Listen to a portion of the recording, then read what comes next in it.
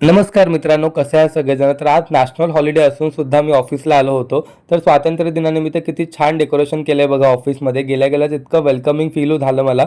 आणि इकडे आहे मी एकदम कॅज्युअल लुकमध्ये.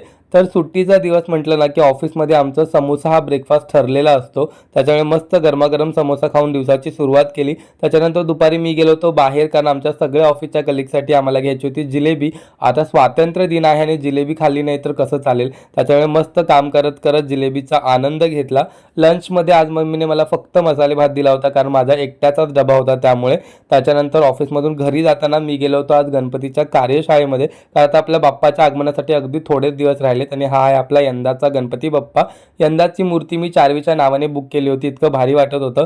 घरी गेल्यावर बघितलं तर मम्मीने साफसफाई काढली होती. त्याच्यामुळे तिचं काम वाचवण्यासाठी संध्याकाळचं जेवण मी बाहेरूनच ऑर्डर केलं होतं आणि अशा रीतीने मस्त गरमागरम जेवण करून आजचा दिवस संपला. आता भेटू उद्या. Bye bye.